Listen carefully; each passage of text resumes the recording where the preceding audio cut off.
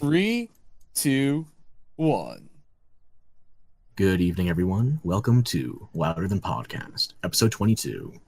Today, it is August 9th, 2018, and we have 3, possibly 4 subjects lined up to discuss tonight. Before we begin, let's introduce our panel, starting with Chris. Yo. JR. Hello. Eric. Hello. And Ferox. So, today, on the day of Monster Hunter World's debut, none of us are playing it because we can't actually get it to download properly yet. So, whatever we're streaming, let's get the topics underway first. Hold on. boy. I'm at 21%. Yep, that's not happening. How long has it been on 21%? Since 12 o'clock. Nice. Yep. I mean, I could stream on PS4 and try and deceive you, but unfortunately I'm not that clever. So, let's move on to the topics. Do you have any preference on the order? Not really. Let's continue with the last Comic-Con because that's where we left off last time. Okay, so San Diego Comic-Con, the list is available in the Discord for all of you to see what we need to still cover.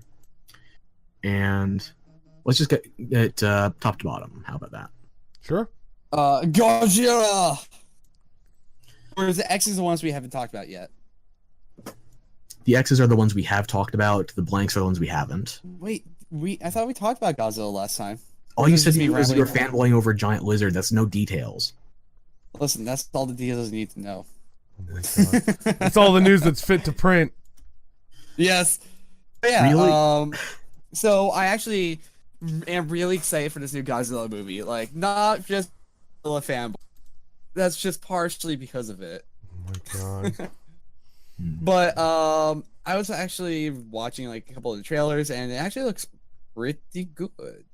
I'm not sure how you guys feel about it, but I am like digging the idea of like I like the new idea of Godzilla. Like at first, Godzilla was it's a reference to the nuclear bomb, and that's what Godzilla is. Now it's just like, hey, Mother Nature's pissed at us, and that's why Godzilla exists. Like the theme of Godzilla has changed over the years. It's an interesting pivot. Pivot, obviously, I don't necessarily mean in a bad way. Like, it's just factually, different. I mean, he's become such a marketable figure that Japan basically has to treat him like a mascot now. Yeah. Actually, apparently, one of the towns, quote unquote, has him as a mayor. Really? Like, he won a. Yeah, I need to look that story up again, but I thought that was kind of funny. That's Godzilla really 2020, equal opportunity oppressor. I'd vote for him. honestly. Yep, same here. Death to all humans. Okay, so aside from Godzilla in a broader sense, what about this trailer here? Oh, they show the monsters are going to bring to the universe.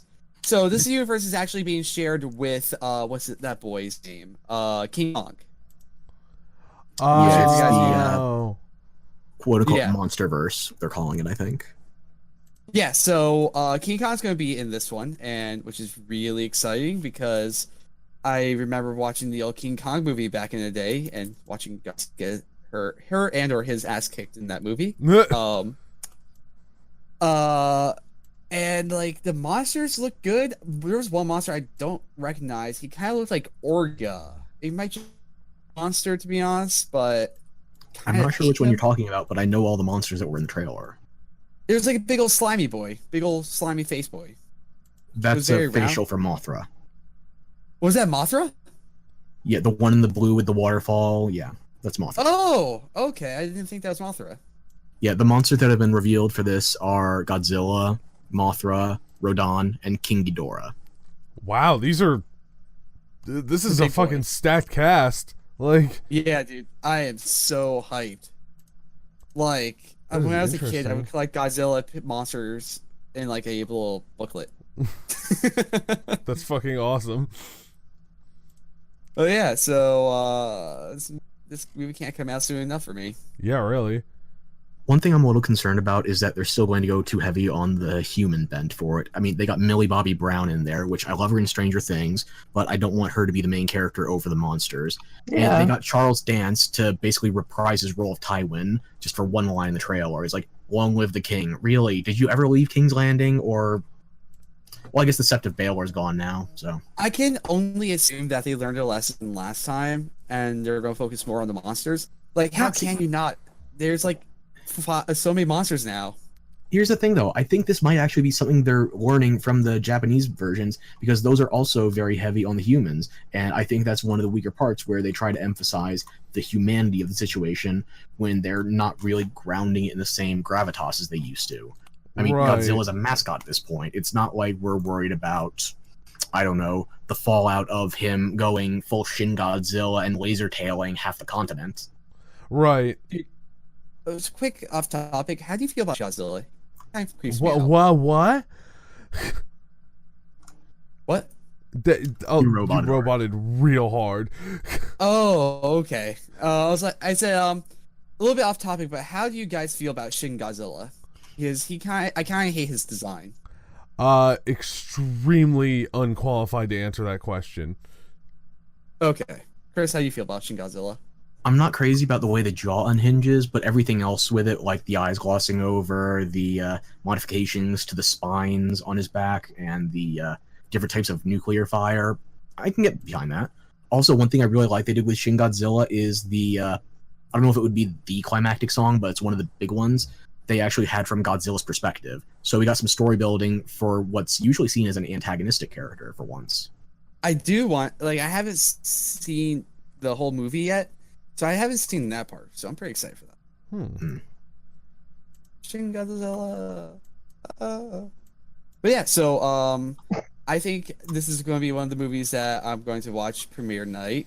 I do that every so often because I'm a weirdo. That. Wow, yeah, so weird. But yeah, so you guys want to move on to the next movie? So I can stop Next, I think we fanboying have over here. Glass, right? Glass, yes. So Glass is M. Night I- Shyamalan. I know, I felt like I haven't seen Split yet, and Oh, I feel like boy. I've seen his other movie before that takes place before this, but I can't remember. I liked what- Unbreakable and Split. I'd actually give it a lot of credit. What's the guy's name? I can't remember the actor all of a sudden. He played James McAvoy, Maybe the new Professor Xavier in the Futureverse for X-Men. I've always been bad with actor names. Like, he did a stellar performance in there, having to portray basically a dozen different characters to match all the different split personalities. So I think you get him in there with Samuel L. Jackson. I've not seen a lot of good Bruce Willis stuff lately, but I want to give him the benefit of the doubt because he did a great job in the Unbreakable movie. It's weird because it seems like they're making this is supposed to be like a superhero movie, a quote unquote superhero movie, right? I mean, for all intents and purposes, this is like the Avengers. It's a crossover superhero movie. Yeah, but the guys are kind of in a mental hospital, which is interesting. Kind of reminds me of 12 Months. Yeah, if one Technically. flew over the cuckoo's nest, but the cuckoo was, I don't know. Give me a good bird-themed superhero. Maybe Shayera, Hawkgirl. I Birdman? mean, I mean, if you want to go Birdman, you could go Michael Keaton and do a double entendre. He's the Birdman and the Vulture. True. Oh, speaking of superheroes, Venture Brothers is coming back with a new season. Oh shit, really? Yes. aw, hell yeah. Oh my god. That is such a good show. I love I kind me of feel like some it's Venture underrated. Brothers. I agree. Do you feel like it's underrated? Because I I don't mean, I don't people- hear people talk about it. So people know about it. I don't really meet people who are like, what the fuck is the Venture Brothers? You know, but it's definitely not given, mainstream respect anymore. I don't think it was super underrated when it came out, but I think now it's kind of faded a bit into obscurity. Yeah, which is sad because I think it's getting better with every season. Oh, I mean, I Much haven't like a fine seen. wine. Yeah, I haven't seen anything in that show that I haven't enjoyed. I'll put it that way. Yeah, I agree with the statement. But I think it's a bit of a cult show. Yeah, I can get behind that. Definitely a cold. Well, anyway, let's move on to the next topic. Just wait, before actually, we what leave do you guys Glass behind, before we leave Glass behind, one thing that I'm a little worried about on it is that the first movie, Unbreakable, was basically a deconstruction of superhero movies, with the way you had Bruce Willis's character being unbreakable versus Sam Jackson's character, who was incredibly intelligent but basically always broke. And they tried tying a couple of other things in there, and it's one of the strange. I'm actually gonna once I figure out where my tongue is, I'm gonna give M. Night Shyamalan some credit actually, because it was one of his better movies. So wait, do you know if this is one of the movies he made back in the day? Because I know that I know Split was from the Unbreakable era when he wrote it. I don't know when he originally wrote Split. However, the original movie Unbreakable has got quite a few years on it. Because I know Split was from that era. He wrote that, then brought it back. So I'm not sure if this is like a new script he made, or if he's actually coming up with some new material now. Yeah, I mean, it's not like it's a James Gunn Guardians of the Galaxy 3 script getting bandied around. It's M. Night Shyamalan, and even if he's just producing, and I think here he's still directing, it's going to get the proper treatment. I hope so. Like, he's been very inconsistent. I think is a good way Who, to put Shyamalan? it. M. Night Shyamalan Ding Dong, yes. How do you feel about him, like, overall? Inconsistent. He has some movies I really like. Like, I've always liked Signs, even though some people don't like it. That was I an hate it. interesting movie. Yeah, see? Like, I loved it. I said it was interesting. It's dumb. Don't get me wrong, but, like, I like it a lot. I don't know how I feel about Signs. Like, I saw it, and I'm trying to think now, like, how do I really feel about it, you know? It just seems like a heap of contrivances for the sake of thematic messages, along with some faux deep subtext. So, Which I feel like was Shyamalan. yeah. And unfortunately, Shyamalan got very used to the idea of a twist, to the point where The Happening was a movie that we thought was going to fake us out with 2 twists, because they give away the big deal in the first act with the idea of maybe it's the Blants. They just say it in the first act, like no big deal. And that's supposed to be the driving force for the entire movie. Man, what a twist. So it's like he tried to twist us out by giving us a twist we thought we were going to get twisted on a second time, but originally the first twist was the only twist, so we got twisted out of our own twist. Yeah. What a twist. That's So pretty... you're telling me the man is a master of his art. No, I'm saying he's a poncy fuck who thinks too much of himself. But if he makes a good movie, I could rescind that opinion. Yeah, I agree with the statement.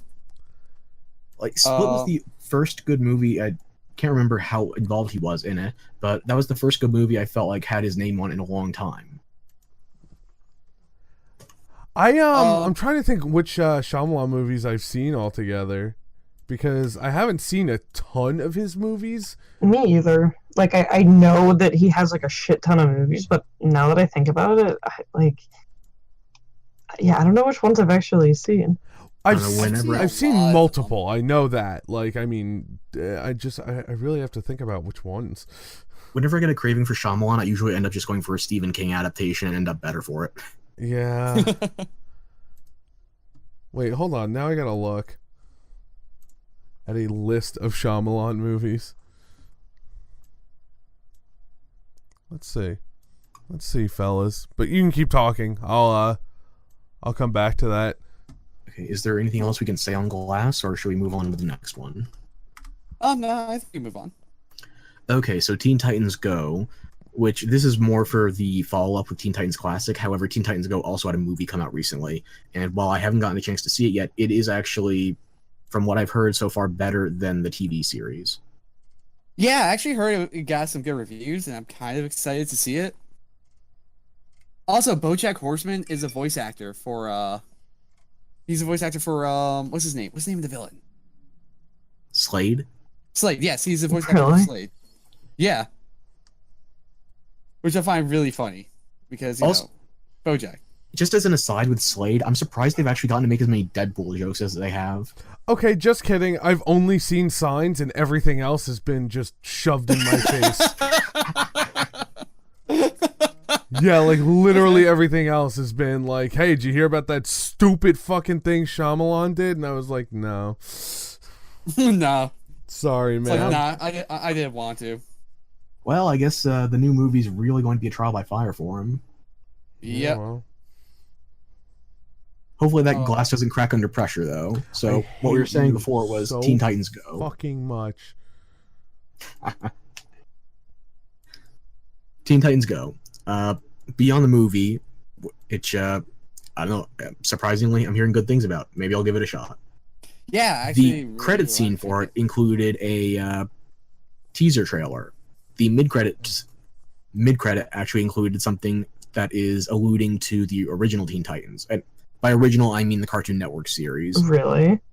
Yeah, I mean, the mid-credit sequence was basically the original art style for them, and it was just like, hey, we may have found a way to come back. And then which is exciting. To the best of my knowledge, this has ultimately borne out to be, if Teen Titans Go to the movies makes a certain undisclosed threshold of profit, then they will bring back Teen Titans for season 6. Yo, So they're holding them ransom, more or less. if that happens, I will be so happy. I love that show so much. Mm. It was like a gold tier show. I love the action, I love the comedy, I love the character designs. It was fantastic all around. Completely agree. But I don't know, like I never really watched Teen Titans Go. I've seen like 2 episodes, and like, yeah, it's dumb as hell, but like I think it was meant to be dumb as hell. I don't mind it, like, honestly. Here's the thing, though. I've done my research on Teen Titans Go, and apparently, while the original Teen Titans was still successful, it wasn't getting the demographic that was intended for Cartoon Network. And they wanted a younger, more toy-buying audience. See, like, I'm always really torn with stuff like that, because I don't think that's a good reason to market something or to make, you know, a show or anything like that. But at the same time, part of me is of the mind that it doesn't matter the intent as long as the show ended up being good. And honestly, a lot of that show was pretty likable, in my opinion. So, you know, who really got hurt? But at the same time, it's not exactly... Chris's hands, they got hurt. Yeah. But, like, you know, if I enjoyed it, what's the problem? But if it was marketed for a shitty reason, that's a problem. So, I don't know. But I do think as far as the content itself, people are way too whiny about Teen Titans Go. For all the flack I'll give Teen Titans Go, they did actually get the entire original voice cast to stay on. Yeah. Which is confusing, but impressive. Yeah, good for them. So, moving on from Teen Titans, we have Young Justice Season 3, and this I did not know about initially, but I found out it's also like the live-action Titans, where apparently this is going to be for the DC streaming service. It's not going to be distributed on television. Huh. Has anybody here looked into the pricing model and the content available for the DC streaming service? I didn't know that was the thing, to be honest, until you told me. I don't know what to think about it. Why's that? It's like everybody has their own streaming service nowadays. It's like Disney's pulling away from Netflix for everything they didn't produce with, and now DC is pulling away from the major studios. So, like, even if who's the studio they work with right now? Is it Warner Brothers? Is it? I'm not certain. Just for the sake of entertaining the possibility, I'm gonna say Warner Brothers for now. Right. Like, Warner Brothers has movies that are still on Netflix and series, etc. But DC, as a subsidy therein, wants to make itself more exclusive. So they're going to cut off a portion of their properties. And it just seems like they're arbitrarily dividing things to where you need to buy more subscriptions. Isn't that what Disney did, though? We just said that. Yeah, the D23 announcement where... what was it? Was it last year or the year before? D23, they talked about how they were going to be putting their movies exclusively on their own streaming service after a certain point. Yeah, okay. So, Disney Marvel actually recently made an announcement that Captain Marvel will either be the last movie, or the movie before Captain Marvel will be the last movie to go on Netflix for Disney. Interesting. So Marvel Studios is pulling out soon too, so I'm not sure what to think of this because it seems like too many subscription services, and there's no good way to consolidate them all. It's kind of like the whole problem with, like, the live service game industry, where, like, everyone wants a piece of the cake, but, like, there's not enough cake there's not enough people for all the cake. Well, and so Yeah. here's the thing with stuff like this, right? Like, you have your cases with things like launchers, right? Like game launchers, where everyone's like, oh my god, I'm so sick of this, like I have to install like 20 million launchers just to play the fucking game. But at least it's free. This you don't shit, have to pay separately for Uplay, Origin, Steam, BethesdaNet. yes, I have seen arguments about this. I'm not saying that it's 100% right or 100%, infallible, but I have seen arguments where people say, like, oh, this is why people like pirate content, is because instead of making a service that is a joy to use, instead of making a service that makes me go, hey, I really want to support this person and their content and whatever, this company, by giving users things like, see, the competition I've seen argued, okay, wait, let me start that sentence again. I've seen it argued that competition should be achieved more with things like, oh, hey, we're going to make it so, this wish list function is more appealing, or this, our buffering is better, or any number of things that make the experience of watching the same content better. That's where the competition is. Now, instead, all these companies are coding shit websites, not all of them all the time, but they're coding like shitty websites that barely get the job done, and their competition model is, let's license things exclusively so you have to pay for us or you can't watch anything. And that's where a lot of people have a problem. Yeah, I mean, it's like different anime streaming services, for example. If it's not on That was the big Crunchyroll, then one I saw, yeah. Like, if it's not on Crunchyroll, and if it's like an Amazon Prime exclusive, even though Amazon's been messing with their cartoon streaming stuff for way too many. Aside. So, considering all the things Amazon's done to mess with their multitudes of separate streaming services, trying to bring them all under one roof, it's like, if it's not available on the one you subscribe to, it's like, I'm only going to pay for one, so if it's not on that one, either I'm not going to watch it or I'm going to pirate it. And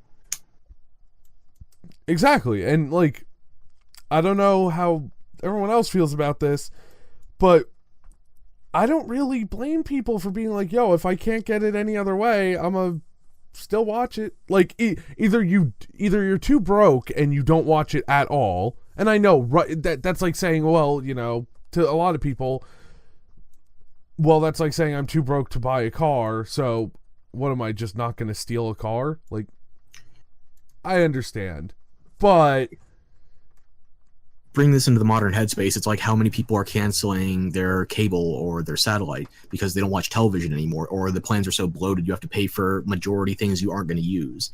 And this results in things like, if it's not on Crunchyroll, then I'm just not going to watch it. I don't pirate, so I'm just going to miss out on some stuff because it's not available to me. Right, and this is where the piracy as thievery kind of gets interesting, because you look at something like that, and if you steal a car, for example, people aren't as likely to be like, whoa, he's driving a BMW. I like BMWs now.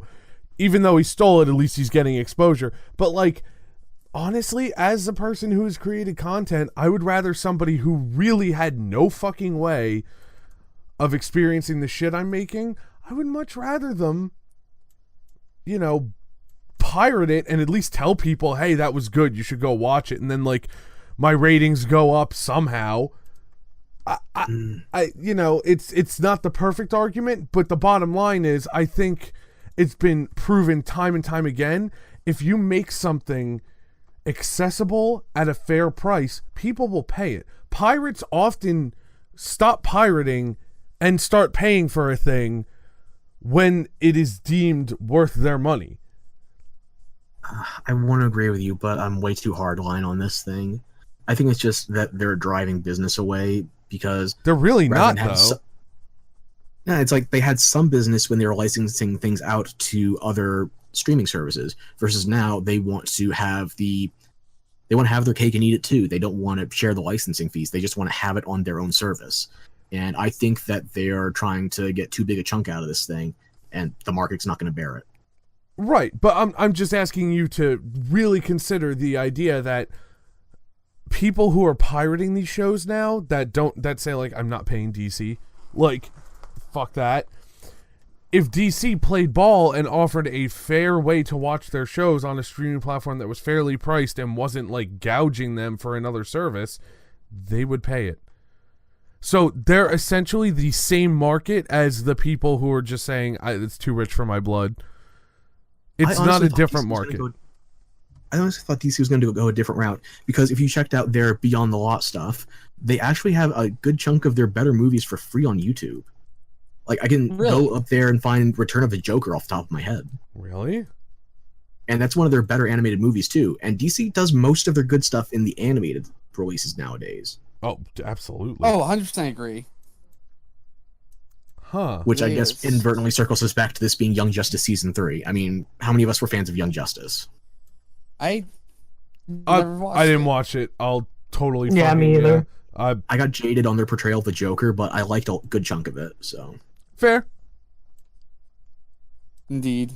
But yeah, I don't know. It rubs me the wrong way that a lot of these like, regardless of how you feel about piracy, like, it really bothers me how people, like, or how industries rather, are sitting here and with a straight face trying to pull all this shit with licensing and, oh, that's how we'll pull in the viewers, right, guys?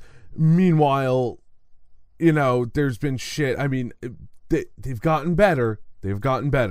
But have I ever told you guys what fucking happened with me and Taylor with Netflix and spoilers? No. Oh my god. A couple years ago or something. It was a couple years ago, right, Tay? I mean, so it was within the past 2 years for sure. Right. So it's pretty recent. Taylor and I were on Netflix, and you know how they do the autoplay when you're done with an episode, and then, you know, you just, it's how fucking Netflix works, and then you do, like, they show you the thumbnail and stuff. Well, here's the problem with that. They showed us something in the thumbnail that spoiled the next episode before it played. Like a major episode spoiler that we knew right there, like, wow, that's something that fucking happens in this episode that we now can't unsee. Hang on, what show did they do this with? I think it was Orange is the New Black. Yeah, it was. Yeah. So It's beautiful. I'm just sitting there going, like, what the fuck? It was something big, like a character death or something. And we were stunned. I cannot describe. I literally, this is one of the few times I went on fucking customer service. I'm like, hey, you guys put a spoiler in the thumbnail, and they were like, wait, really? That happened? I'm like, yeah, surprise. Can you not do that? Can you not do that? Dies. And I'm kind of, I'm actually convinced that they actually kind of, fixed it, because I feel like the thumbnails I've been seeing have been a little more, like, plain in general. I wouldn't be surprised if more people complained, because that's a pretty big deal when you're watching a very, very, like, drama-driven show. A character death is massive. It's not like a comedy where someone can tell you the joke in a shitty way, but it, like, really doesn't change anything because it's not the same delivery, you know? But you can't undo that kind of knowledge. So that's the kind of shit that, you know, people get really, really pissed at. But, you know, these I don't know. I just feel like there's really bad design in the way a lot of these companies make their websites with things like that. And, you know, the argument I saw, sorry about it, I went on a little bit of the Netflix tangent, but like, the anime argument was like, you know, apparently I haven't really used Crunchyroll's extended features, but when I used Crunchyroll a lot more, I noticed, like, yeah, these people are right. The wishlist function is kind of crap. Like, leaving off at your last episode is kind of crap. Or whatever it was they were bitching about was actually pretty relevant. And that's the stuff that I think would drive healthier competition for sure. But I don't know. So, I'm not sure if you know how this works.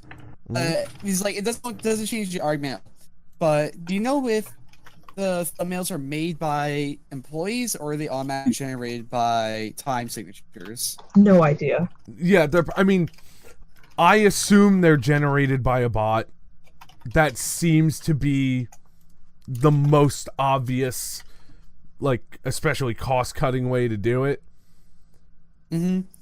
Like, I can see, like, the people, like, the studio who uploads the video to Netflix being in charge of that, but, you know.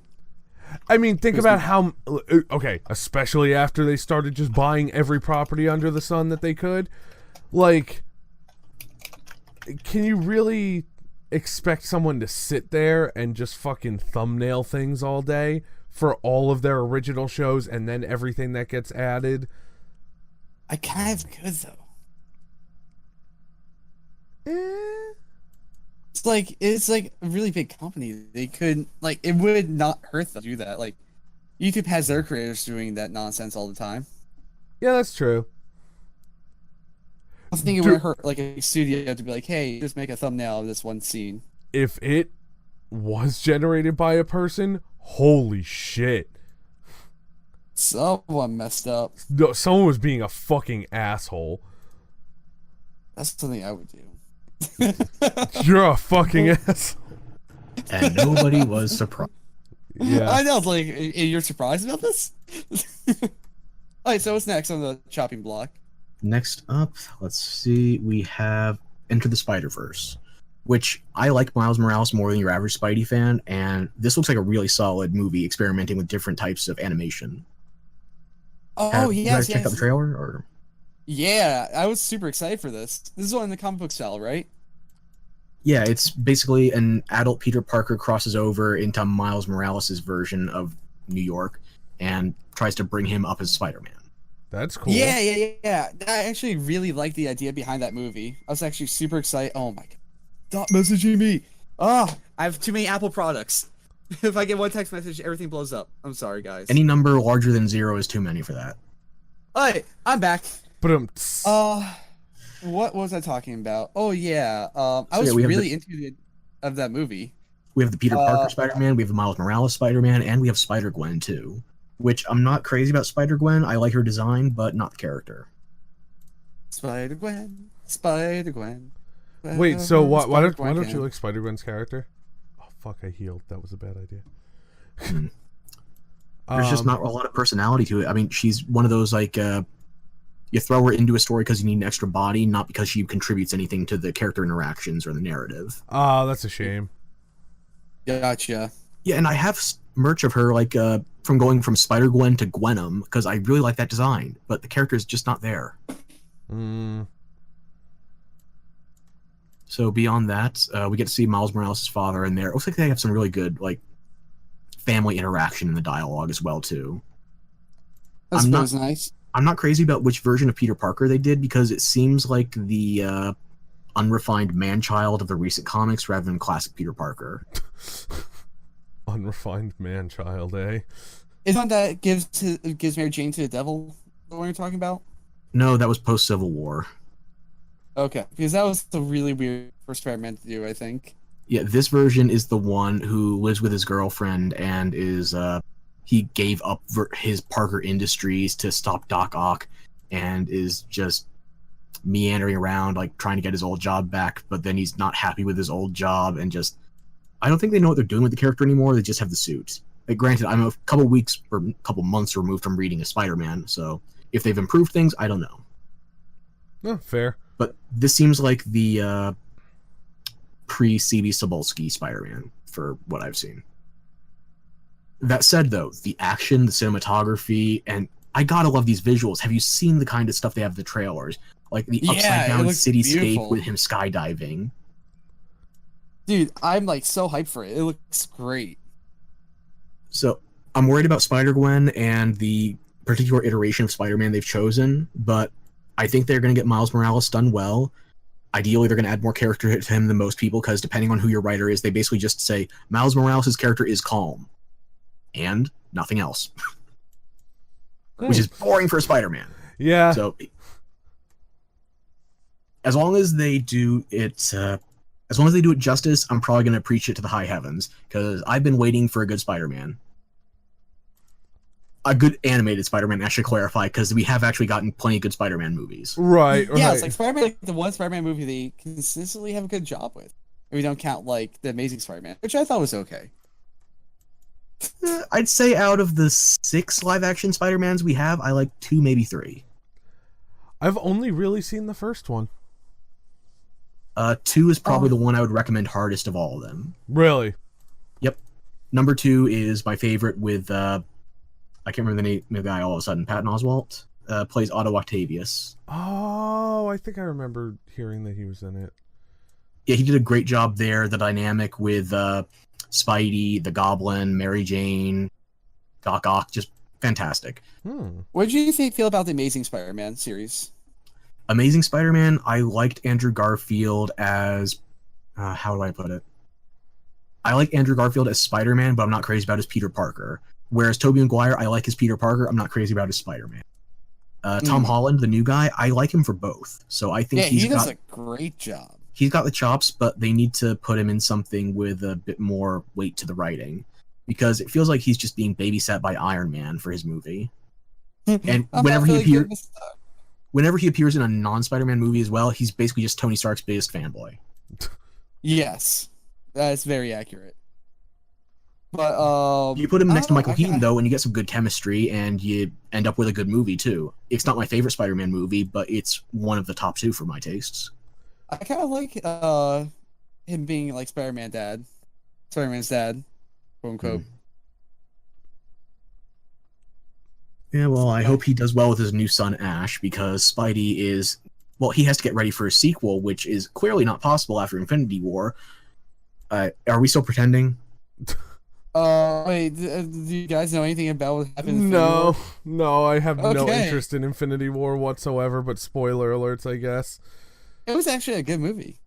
I don't have to spoil it if you don't want me to. I don't give a shit. It's about if the podcast gives a shit. This is your... Okay, you know what? You're going to do... I'm going to say, go. I'm going to count to 5. You're going to stop.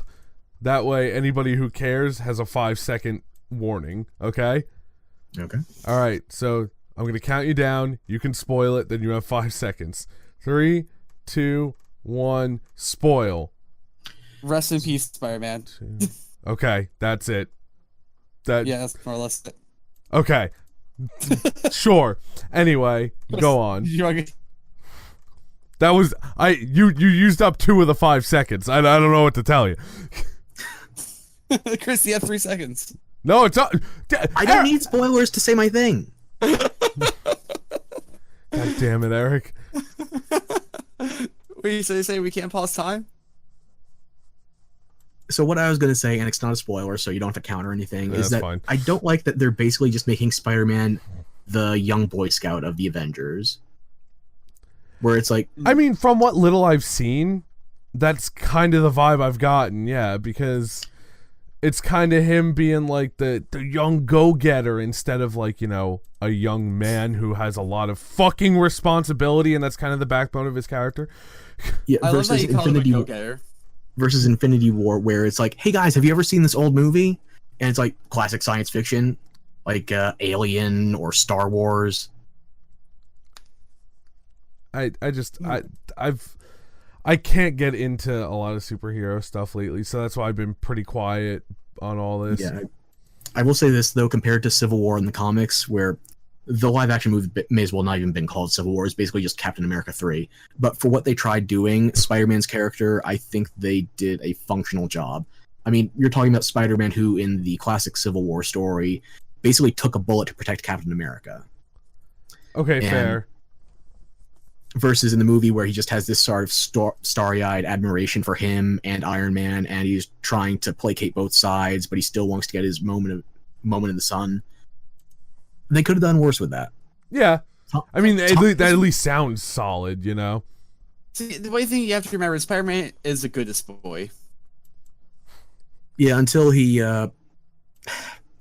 post-Civil War again, where he has to sacrifice his marriage, not his wife. So she lives, it's just like his past is rewritten. And he has to sell his wife to the devil so that he can get his secret identity back, because long-lasting consequences from a major story arc, we can't have that. We're Marvel. Oh, I thought it was just to save his grandma's life. Aunt May, not Grandma. That's what I meant, yes. Aunt May, and he also had to get his secret identity back. Because it wasn't no secret no more. Yeah, I mean, do you remember that thing where it's like Tony Stark coming out on the podium announcing, "I am Iron Man"? That was basically Peter Parker's line in Civil War, "I am Spider-Man." Huh. Interesting. So I think we've talked the Spider-Verse to death, unless there's anything else you guys have. I'm also a big Batman fan, so I can do this for a while. I'd like to state that Maximum Carnage is a very difficult video game. That's all. Is that what you're playing right now? No. Oh, okay. It's just it's so difficult I felt the need to mention it. Speaking of Carnage, Chris, our next topic is Venom. Oh, dude, Venom's my favorite. I used to call him a villain, but I guess he's the anti-hero. Yeah, Eddie Brock, depending on where you go into the story, he could be questioning Venom, he could be full-on anti-Venom, but they're trying to move him away from being just a pure villain. Yeah, he was my favorite for a really long time. I really like Venom. He's all the symbiotes have always been like. I named one of my Venoms. Huh? I had Pet Snake and named him Venom. One more time? Snake? Named him Venom. Oh, I thought you said something about being naked. Oh, that too. I heard you, but Always naked. gotcha now. Do you though? Do you get him? No. Yeah, me neither. I'd be worried for you if you did. Fair. So Venom, we actually got some more footage coming out after SDCC, where they're showing off not just Tom Hardy transitioning in and out of the symbiote form, but they also have the apparent villain of the movie, Riot. Who's Riot? Yeah, who is He's that? the one from the trailer that was basically a platinum-colored Venom. He had more bladed instruments transforming out of his tendrils, though. Okay, That's pretty cool. I don't remember Venom from comics. I mean, not Venom. Riot. What's the name of the guy? Riot. Riot, yeah. Riot. Is he like a big character, or is he just? I remember far less of him than I do Carnage, and that I remember far less than Venom. So as far as symbiotes go, he's not one of the big ones, but it does look like they're trying to tap into the source material for this. Okay. They're tapping into the source material right down to the line about turds flying in the wind, which I'm mixed about. I mean, that's fair. Okay, can I don't know if I said this when we first talked about it, but like, why are they saying symbiote? Like, I don't care if this is a GIF situation. I'm on the symbiote side, because that's not the fucking. That doesn't make any sense. I'll just shotgun it and say symbiote. Fair. But is it GIF or GIF? It's fucking GIF. Fuck the creator. I don't get. GIF. Nina Struthers confirmed this for us with a flamethrower. It's GIF. Thank you. Oh, true. You don't 100% fuck with Nina Struthers, all right? Or the actual actress, but we just go by the character's name. Well, yeah. Before we fanboy over Devolver again, do we have any thoughts on Venom? He is a good boy. No, he's not. That's the point of the character. He's supposed to be anti-heroic. Eddie Brock is not a morally upstanding character 100% of the time, or even the majority of the time if you go back far enough in the character's history. He's a very good boy. Oh my God. Also, Alright, they next. confirmed he's not going to have the spider symbol on his chest because they don't have a Spider-Man interaction in the setting. Really? Yeah. Part of me thinks that they're doing this so they can do the Venom movie before Spider-Man Far From Home, so they can maybe justify it as the symbiote came while Spider-Man was in the Infinity War scenario off the planet. So, Huh. I mean, That's part of me if they were able to like tie him in. That'd be nice. now I wish they could. It's just, we'll have to see what they do with it, because part of me thinks that might have been on purpose. Part of me thinks they may have just lucked out. I mean, that's valid. Okay, so we are done with Venom. Yeah. I believe so. Done with Okay. him. Okay, Well, I don't have much on we this one, are but Venom. the next one is the Purge TV show, which I'm not a fan of the Purge movies. I was gonna so say, are the movies any good? I never saw them. Like they're only good conceptually, they and are maybe a like handful That's- of characters. Kind of what I Oh. always hear. Like, they're kind of like dumb fun. They're not like good fun. I mean, just the starting premise: crime is legal for a set amount of time every year, and it's like they all just go straight to slasher flick type murder. I was literally about to say, like, my main thing that I always see, like, complained about is, wait a minute, if all crime is legal, why don't they ever show somebody like committing insurance fraud or something? I know that doesn't make for a good movie, but like seriously, it's like they never show like anything from what I hear Right. about just literal murder or like rape or anything. Like, they could even just get away with saying, like, murder is legal for the next 24 hours because that's all that it seems they do. Right, like just say it. Like just say murder is legal. That's fine. Just It's just a do it. slasher flick dressed up in classic Americana imagery. Yeah. I mean, how many times have we heard stuff like, what was it? One of the Purge movies was more Independence Day themed. I can't remember the title of it all of a sudden. There's a bunch of them. Yeah, there's like 3 or 4 now. 3, I think. Yeah, and didn't the first Purge just come out in the past couple of months? Yes.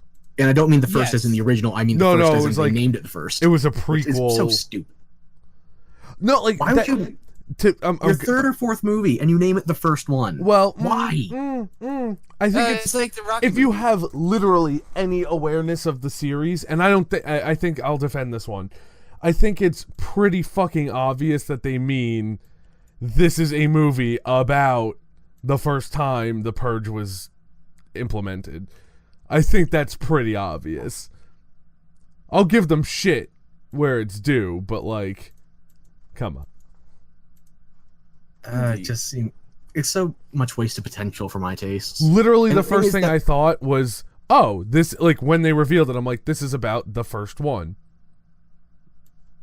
The thing is, the slasher stuff isn't even that good in it. It's just a good premise that they don't capitalize on fully. Right. I'm not surprised. Hey guys, Hmm? I just want to say we're still talking about Comic-Con, and we're an hour into the stream. There's a Yeah, lot we're to finishing talk up about. all of SDCC. Man. We are going to need our fourth topic, I guess. Well, Do you have to bow you out? want to move on to? I do have some work I need to get done, but I'm good till like Dune. 2:00. Okay, there's just one more thing in SDCC I want to talk about, and then unless we have to move on now. No, go we can for do it. the one last thing.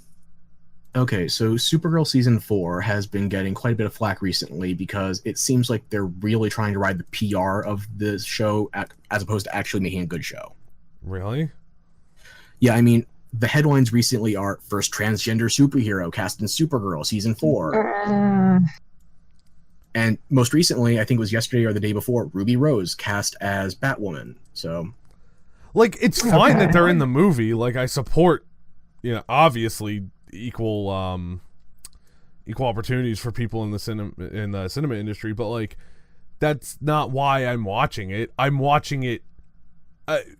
I'm not boycotting it because of it, but that doesn't mean that it's why I'm watching. You know what I mean? it just seems like a desperate PR move for a show that's already tried to pull the evil robot cousin twist. Right. And Also, they've got a Superman in there that's not Henry Cavill, and DC just refuses to merge their cinematic and their television universes. Oh shit. I wonder if there's a reason for that, like a good reason for that. Yeah, I was gonna say specifically a good one. It's not like Marvel, where their Netflix and their theatrical releases are so thematically removed from each other, and also they have a vastly different power scale.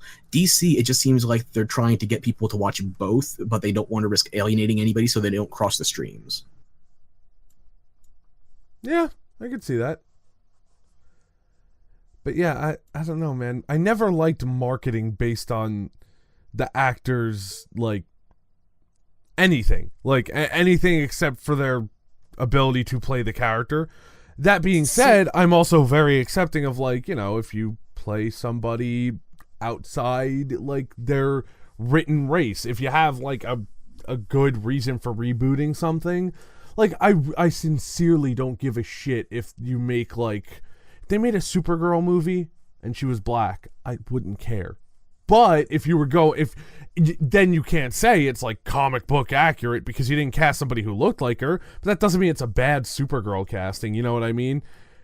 By that same token, why does it matter if a trans person is playing the role? I think you're cheapening the person who's playing them by reducing them to their gender identity, in my opinion.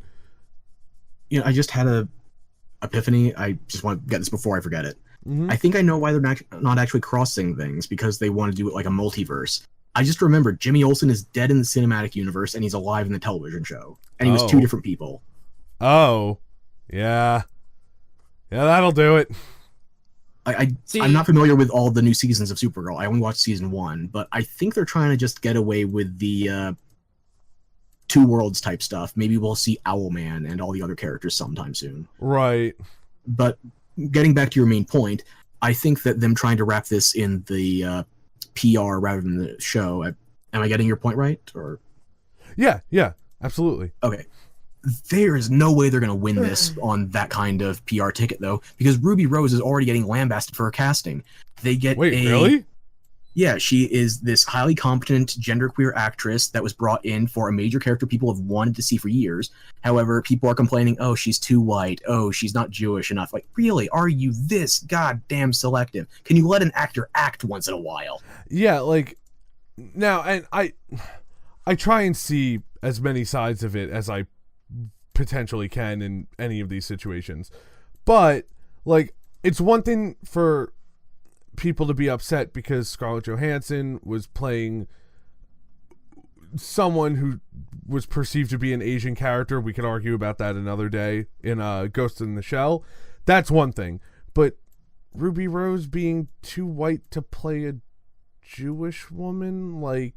Even recently with Scarlett Johansson, there was that movie she was being cast as a trans character in, and without her in there, the movie wasn't going to happen. So when she stepped down to placate the PR demands, the movie was canceled. Huh, which Dude, movie was that? I would see... Yeah, what movie was that? I do not remember the title, but it was this transitioning character who owned a parlor and was also some sort of fiend. I forget what their crimes were, but it was more one of these morally ambiguous character drama type things. And they got ScarJo on it, and unfortunately, when she dropped out to placate the masses, guess what? The movie had to be canceled because there was no big draw to it anymore. Very Dude, I interesting. always support Scarlett Johansson in movies. Huh.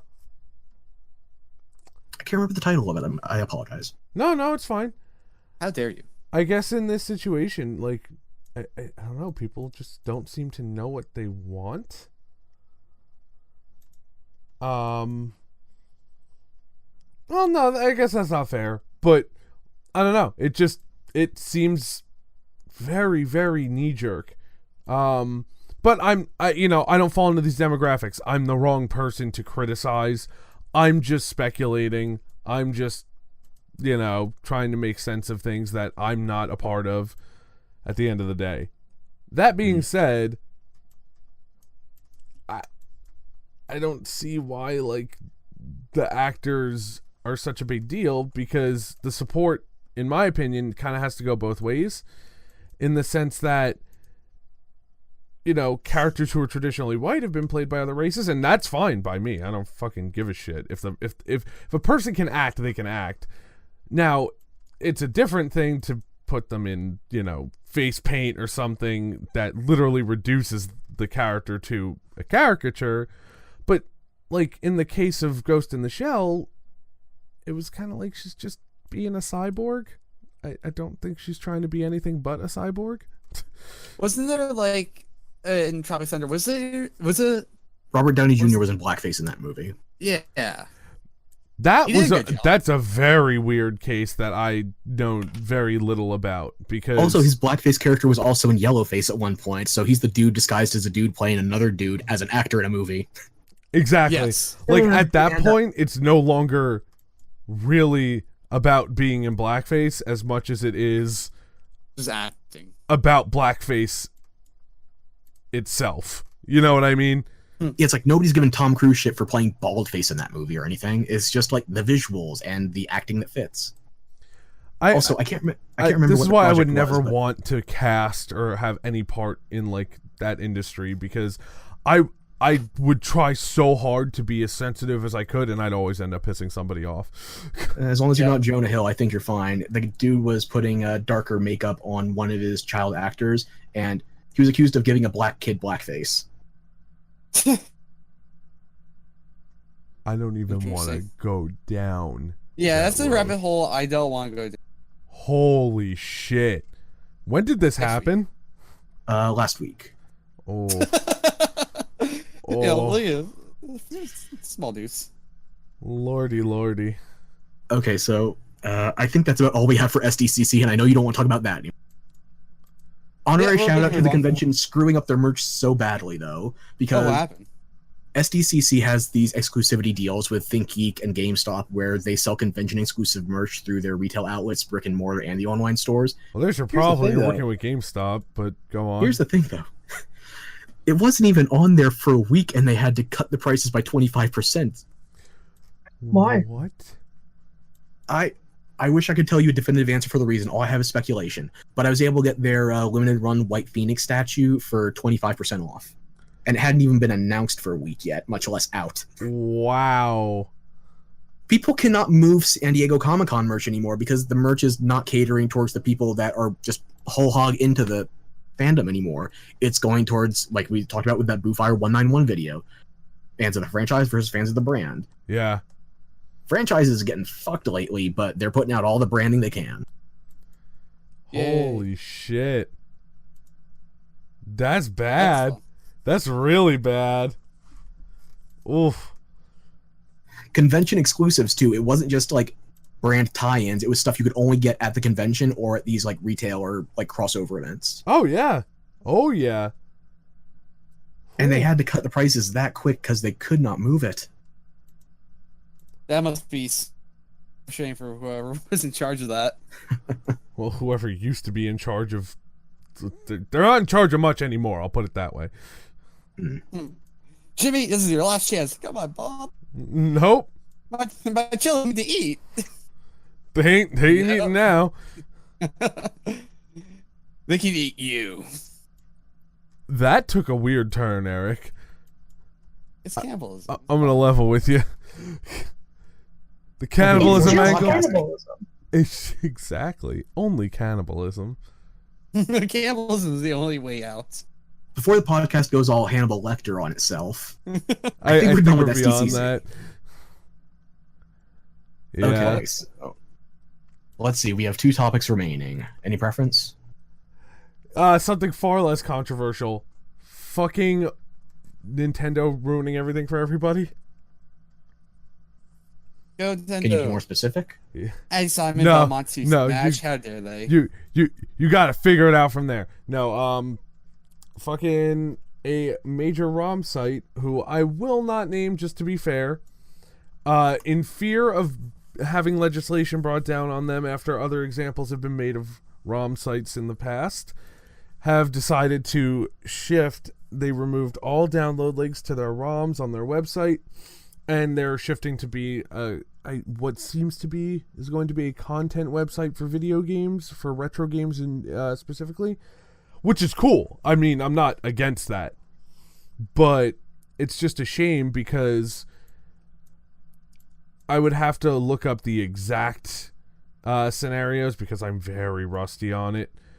But there has been so much proof in the past of companies, I think specifically Nintendo too, using people's rips of like ROMs and stuff in official releases. So we talked about this with, I think it was the SNES Mini. I think well, it was, right?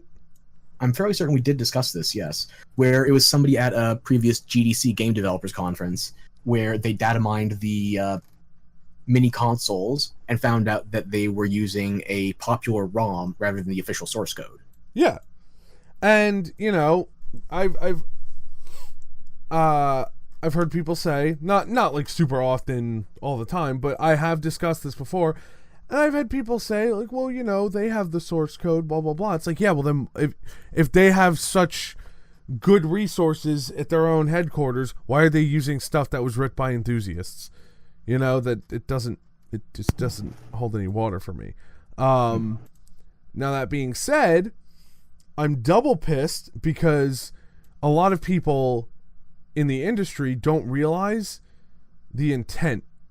And the intent isn't to fucking steal from the companies. It's to preserve games. Like, we're talking a lot of these games, so few of them, like so few copies of them are obtainable at this point that, you know, they're selling for hundreds and hundreds of dollars on the used market. Nobody's letting go of them.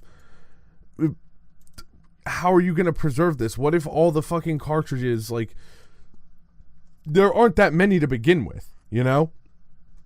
Sorry, excuse me. So everyone looks at ROM dumping as just straight up, it's just a crime. It's a crime, it's a crime, it's a crime. But it's such an important piece of preserving just literally everything about video games. There have been times where dumped source code has been the saving grace for a game not fading into obscurity literally forever. So if you start bringing down the hammer on all these people and not letting them do their thing,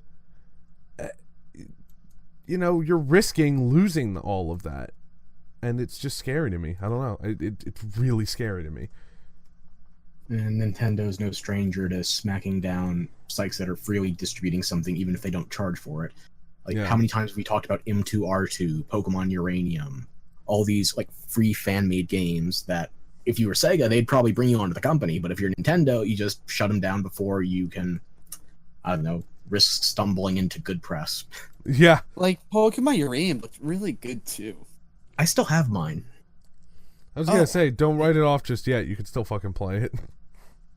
Great. I might have to come over one day with a flash drive. If I mean, it's I would, small enough, can I probably would just never throw them do in that. Dropbox, so. Oh, yeah, cool. But yeah, so, yeah, but on the bright side with Nintendo, they added some cool characters to Smash. That's not what we're talking about, Eric. Jesus Christ. Hey, at least he's not talking about the end of Evo. What about it?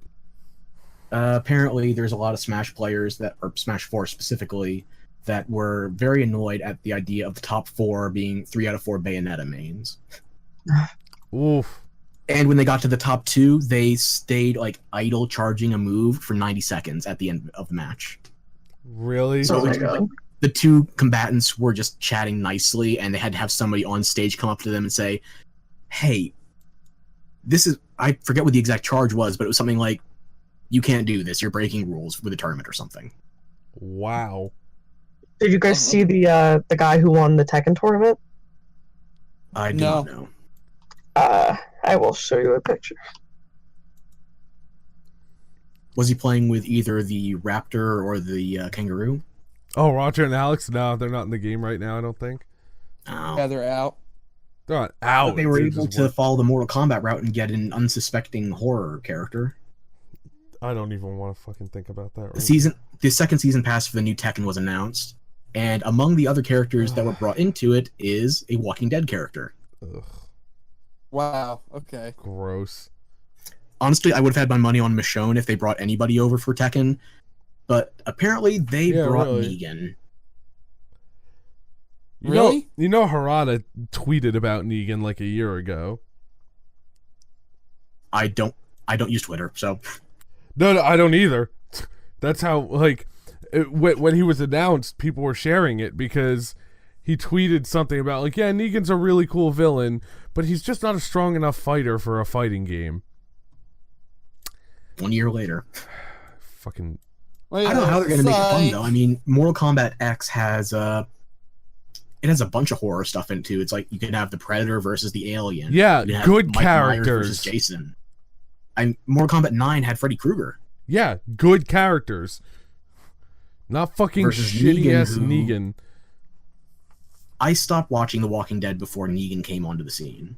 Fucking Like, how bad Pandering is it? Dead. I hate that show so much. Like, I used to really like it, and I'm still probably going to go back and watch it and, like, try and appreciate it for being a good show for what it's worth.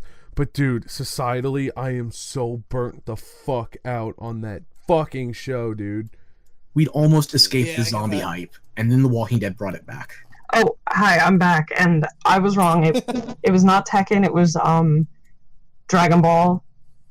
Did you guys hear about who won? No. No, Broly? He's black and he's gay and he's a furry. Oh, Sonic Fox. Yeah, That's not new. You had that name a little quick. Yeah. How- Is he a popular streamer? How many fucking furries do you see at EVO? no, like he wore his like fursuit. How On many stage, furries do you see at EVO on stream? One. Yeah, Sonic Fox. But yeah, no, that was kind of like I don't know. He made some like tweet after winning that seemed kind of like a little weird. He was like, "I'm gay, and I'm the best Dragon Ball FighterZ player on the planet. This episode. Don't forget it." This episode is taking a weird turn. I don't like it. Yeah, It was a pretty like cringy thing to say, honestly. Yeah, I'm staying out. Sounds of like he this might one. have been huffing his own suit's fumes. You guys can talk about this one. I mean, there's not much to Anyway. talk about. It's just Okay. Well, then let's not. What else happened at EVO? I mean, we had those Nintendo Direct announcements, but I honestly did not watch the entire event. Well, I'll tell you what else happened at EVO. Remember how, like, what was it, a couple years ago, Razer got into hot water because their sponsored player was in the finals and his stick just stopped working? Okay, what happened this time? I know somebody who that happened to. Really? Granted, he wasn't like a well-known player or anything, but my friend went to EVO, he had a Razer stick, and it died in the middle of his match. Don't buy Razer sticks. Don't buy Dude, Razer, Razer's been period. dis- It's stupid expensive. They've been disappointing me recently, so They're just overpriced night lights. I do like their Chroma keyboard, mostly because of the lights. Oh, you're an Oh, RGB lights. hound. All of the lights. God. Either way, guys, I need to get going. All right. So, I mean, we're kind of like an hour and a half in, so we should probably just cut it anyway. great. Well, I think it was a good stream. Mostly talking about movies, which I'm always down for. I mean, we had a lot of SDCC to cover, so it's totally fine Yeah. by me. I agree. All right. Well, I'll catch you guys later. We've got 2 topics for Yeah. next Oh, time, bye. and I guess this is it. Yep. Oh, by the way, guys, What? What? Monster Hunter is only 65%. Yeah, we're getting At there. this point, I'll have the Rathalos Hunter done before your game is. Yeah, right? Whoa, whoa, Well, whoa. okay, guys. Don't say anything that ridiculous. Hey, All I right. sent Taylor and Eric the scripts. You can look at it for yourself. I already looked at it. I looked at it first. Bastard. Hey, see ya. Bye, guys.